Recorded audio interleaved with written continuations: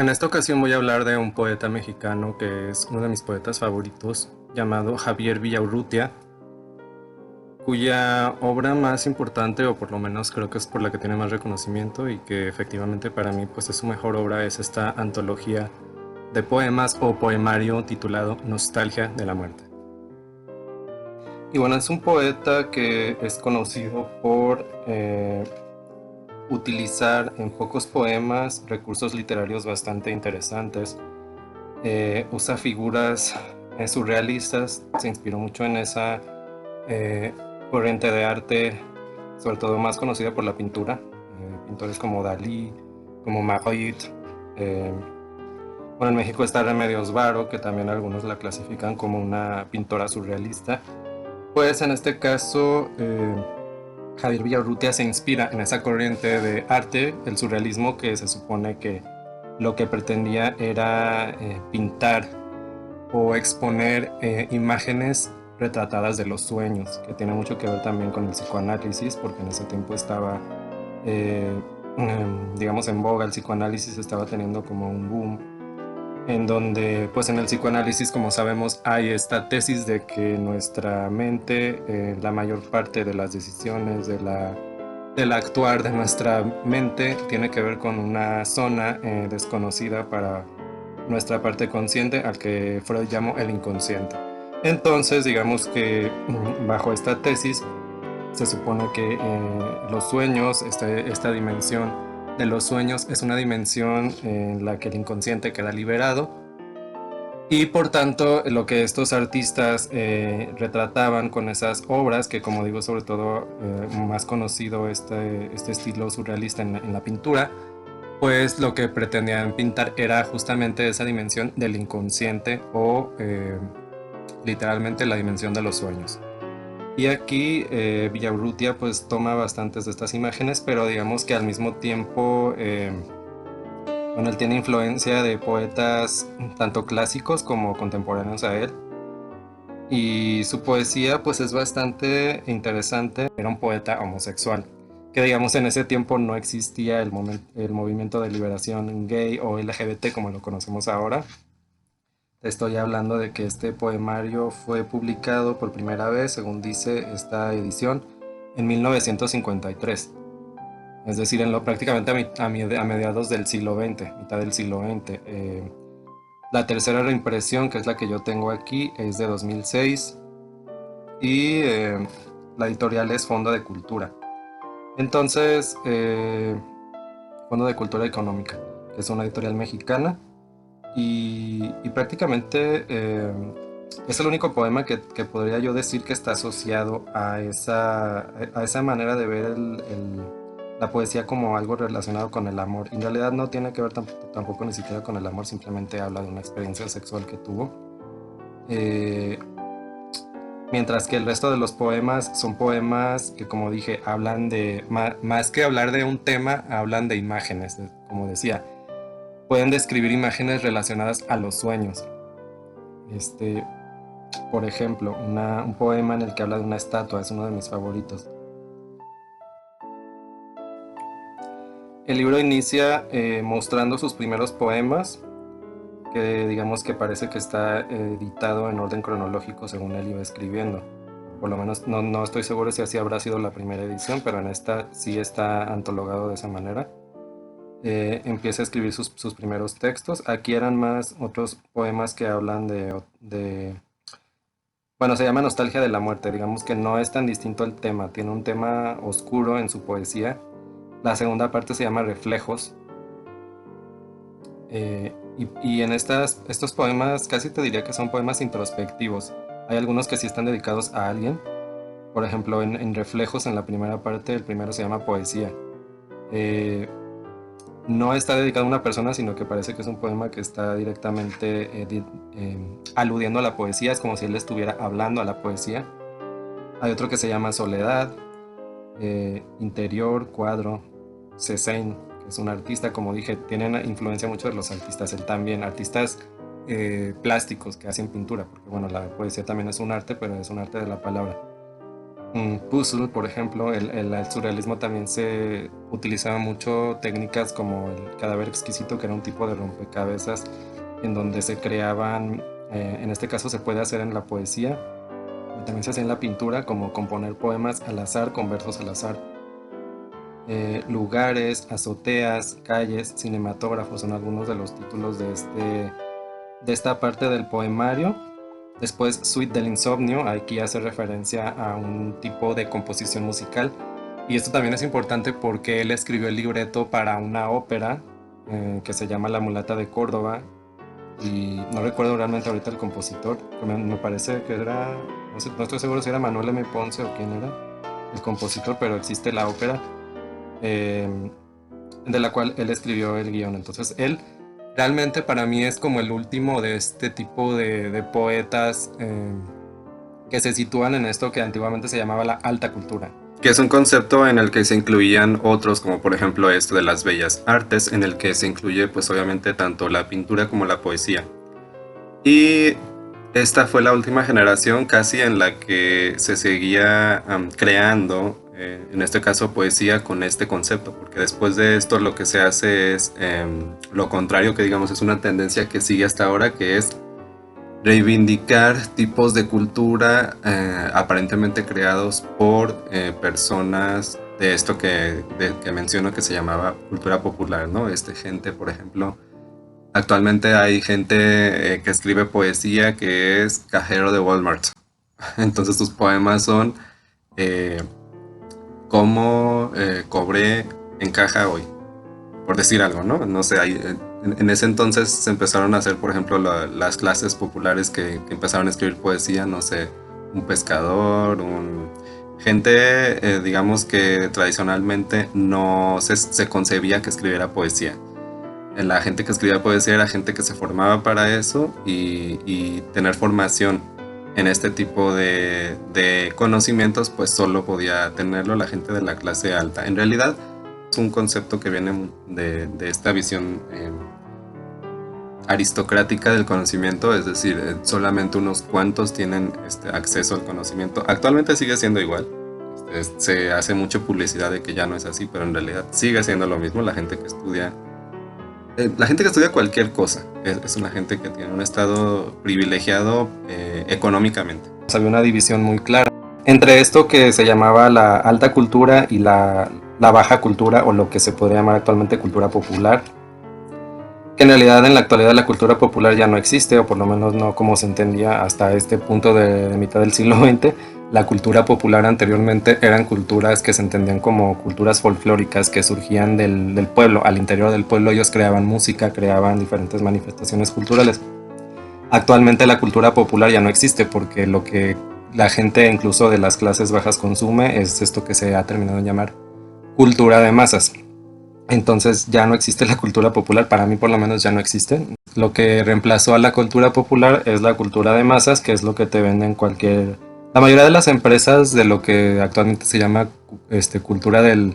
Industria del entretenimiento, ya ni siquiera se habla de cultura, sino de industria del entretenimiento, pues eso es lo que quedó o lo que reemplazó a la cultura popular. Mientras que lo que es la alta cultura, pues tampoco creo que ya exista, al menos como digo, como existía hasta este momento, porque em, él realmente, a esto me refería cuando hablaba de que representaba una alta cultura intelectual sobre todo, ¿no? No me refiero a económicamente, porque bueno, sabemos que las clases se dividen también por el ingreso socioeconómico, no. La alta cultura anteriormente pues estaba asociada a esto, ¿no? A tener también una formación intelectual, que eso es algo que tampoco ya no existe si tú ves el tipo de gente adinerada que existe actualmente de las clases medias o altas, sobre todo alta, porque la clase media ya actualmente se dice que ya prácticamente desapareció o está en vías de desaparecer. Entonces actualmente lo que hay simplemente es clase alta y baja. Y lo que tenían anteriormente las clases altas era una formación intelectual. Entonces quienes los formaban pues eran este tipo de intelectuales como Javier Villaurrutia, que, que escribían, digamos, para ser leídos en esta promoción de la cultura que se hacía incluso a nivel político, ¿no? Gubernamental. pero él realmente nunca fue militante prácticamente de nada. O sea, sí tenía este apoyo del gobierno, de becas, de todo esto, pero no, digamos que él muestra incluso en su poesía que no habla de ningún tipo de posicionamiento político. Simplemente habla de... Es una poesía hasta cierto punto de esto que se llama escapista, ¿no? Ahí sí. No es una poesía política ni de izquierda ni de derecha. Simplemente es una poesía, como diría Oscar Wilde, hecha por arte, ¿no? El arte por el arte. Esa tradición es en la que se inscribe este autor. Y después de esto está ahora sí, el poemario Nostalgia de la Muerte, en donde otra vez tiene una serie de poemas a los que titula Nocturnos. El nocturno también era una composición musical, sobre todo del romanticismo. Por ejemplo, están los nocturnos de Chopin, que es un compositor de esta corriente romántica. Aquí él otra vez usa este recurso nocturno, nocturno miedo, nocturno grito, nocturno de la estatua. Este es el que yo me refería, que es uno de mis poemas favoritos. Eh, Nocturno en el que nada se oye, nocturno sueño, nocturno preso, nocturno amor, nocturno solo. eh, y usa muchas paradojas. En literatura se llama oxímoron, esta figura literaria de la contradicción, en donde usa figuras, imágenes que se contradicen una a la otra, creando un cuadro muy interesante. Um, Bueno, después, como digo, todos son nocturnos. Nocturno en que habla la muerte. Aquí ya empieza a entrar este tema. Otra vez, aquí se pueden hacer diferentes tipos de análisis, ¿no? La muerte como una metáfora del orgasmo, por ejemplo. Pero también nostalgia de la muerte puede hacer una referencia a esa nostalgia de un estadio antes del nacimiento, en donde estábamos antes del nacimiento, que como ya he mostrado aquí en videos anteriores, hay diferentes tradiciones espirituales, metafísicas, que nos hablan en dónde estábamos antes de nacer, ¿no? Entonces aquí este poemario también hace referencia un poco a eso. Eh, Nocturno mar, nocturno la rosa, nocturno de la alcoba. Entonces él toma mucho esta imagen de la sexualidad como una imagen de la muerte, porque en francés, por ejemplo, al orgasmo la llama la petite mort o la pequeña muerte, haciendo referencia a que en el momento en el que tú tienes un orgasmo, cuando estás en un acto sexual, pues experimentas un poco eso, como si desfallecieras. Y realmente también, además de eso, pues esta sensación de nostalgia que desde la sabiduría hiperbórea, por ejemplo, la nostalgia se interpreta según Nimrod de Rosario, este filósofo que he estado leyendo últimamente, se interpreta como un estado psicológico que nos está llamando a regresar a nuestro verdadero origen.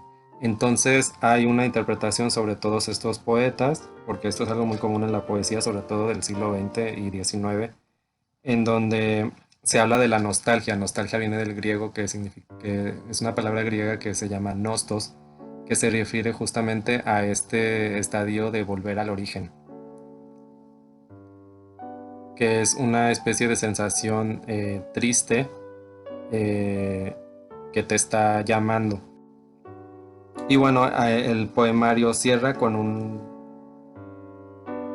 em, con un epitafio. Aguzé la razón, tanto que oscura fue para los demás mi vida, mi pasión y mi locura. Dicen que muerto, no moriré jamás, estoy despierto. Duerme aquí silencioso e ignorado el que en vida vivió 1001 muertes. Nada quieras saber de mi pasado, despertar es morir, no me despiertes. Entonces digamos que hay esta contradicción, ¿no? Porque cuando tú no tienes una formación espiritual, lo único que te queda pues es el materialismo, que es la filosofía que actualmente impera en la sociedad. Y pues bajo esta filosofía, obviamente cuando uno muere, simplemente muere, no hay más. Pero desde una visión espiritual, realmente cuando morimos no es el fin, sino que hay algo más, hay algo que está esperando después de la muerte. Probablemente otra vida, si no te liberaste del samsara, ¿qué es lo que es más probable? Y si sí te liberaste, pues sería probablemente volver a tu origen como espíritu. Otro dato interesante es que este poeta, a fin de cuentas, se sabe que él sí terminó suicidándose y justamente estaba revisando un texto de Camus que habla de que el primer problema y el único problema filosófico real es el suicidio, si la vida vale o no la pena vivirse.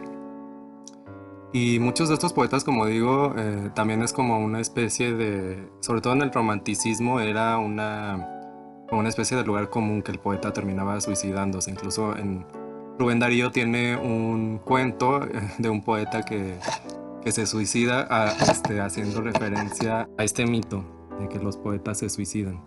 Se suicidan porque o bien enloquecen o bien caen en un nihilismo que como dije no es tanto, no necesariamente es un nihilismo, sino más bien es esta llamada metafísica, pero que realmente no es gestionada correctamente porque no hay herramientas en la sociedad materialista para gestionar esto, ¿no? Quizás si acaso herramientas de acudir con un psicoanalista probablemente o con algún tipo de terapeuta mental que te mantenga en estabilidad. Pero como dije, pues las tradiciones espirituales proponen otra cosa, ¿no? Ya sea afiliarte a alguna religión, que eso es lo peor que puedes hacer, eh, o buscar una tradición espiritual que sí sea realmente emancipadora, como las que yo trabajo. Entonces, si te interesa conocer más de este tipo de tradiciones espirituales, te recomiendo comentarlo en la caja de comentarios. En mis cursos hacemos análisis justamente de estos textos, pero desde una perspectiva completamente diferente que no es, digamos, la académica tradicional. ¿Por qué? Porque la académica tradicional a fin de cuentas también es una especie de ideología. Aunque eso no te lo van a decir en la academia, yo ya pasé por ahí. Y te puedo decir que lo que ves en la academia es una ideología casi igual que una secta religiosa. Es decir, difícilmente alguien hace un cambio en la academia sin que esté avalado por algún tipo de poder no conocido por el resto de las personas que estudian en la academia. Y sin embargo así es. Aquí a lo lejos pues tengo otro libro de su retrato, es otro libro en el que se habla de él. Javier Villarrutia se planteó un pretexto que se vería predominante en su poesía, la muerte. Ante la angustia de la muerte transformada en bella nostalgia, el escritor prefería hacer descansar en su mundo privado el drama de saberse perecedero. Apuntó Ali Chumacero. Y bueno, Ali Chumacero era otro poeta de este grupo al que perteneció Villaurrutia, que se llama Los Contemporáneos. Eso también hay que decirlo. Era un poema, era un grupo, bueno, me encanta porque ellos se decían que eran un grupo sin grupo.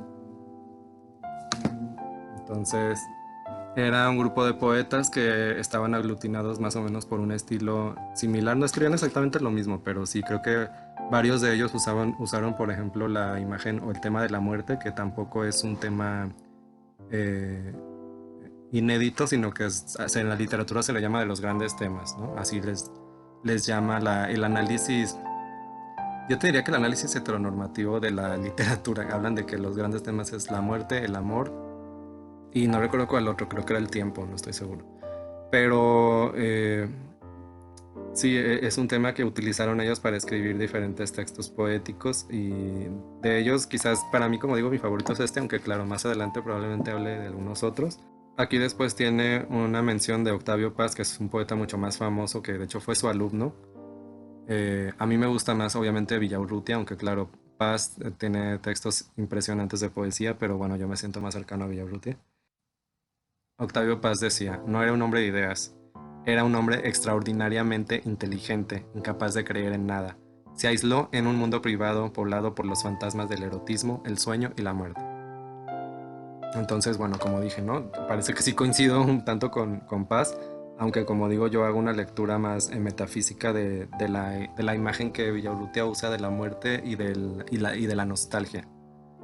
Javier Villaurrutia muere un 24 de diciembre. De hecho, en redes sociales siempre me aparece en publicaciones al respecto de que cuando es la celebración de la Navidad, él se suicida justamente en ese día. Y bueno, esto se sabe, ¿no? Que la gente que está en depresión, pues hay que cuidarla en esas fechas porque son fechas en las que la gente al estar sola o no estar sola porque tú puedes vivir solo o hay gente que puede vivir sola durante mucho tiempo, pero justamente en esas fechas pues se desatan recuerdos o justamente no nostalgias y hacen que las personas que no sientan un agrado por la vida pues terminen diciéndole adiós. Y eso fue lo que hizo él justamente el 24 de diciembre, o por lo menos así pasó en la historia.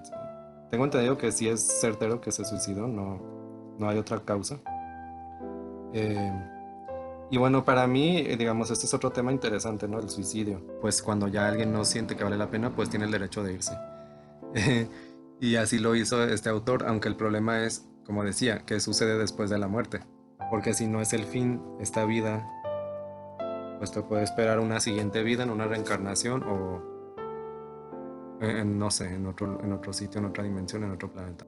Otra cosa importante es que este poeta escribió originalmente en español y eso es muy importante cuando tú lees poesía, casi cuando lees cualquier texto.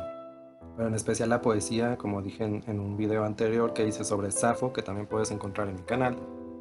Eh, Leer poesía siempre se recomienda leerla en la lengua original, porque hay versos, hay imágenes, hay rimas que no se pueden traducir, literalmente son intraducibles a tal grado que en teorías de traducción se habla de que cuando se hace una traducción, prácticamente lo que se está haciendo es una reescritura del texto, o sea, tú ya no estás leyendo el texto original cuando lees una traducción.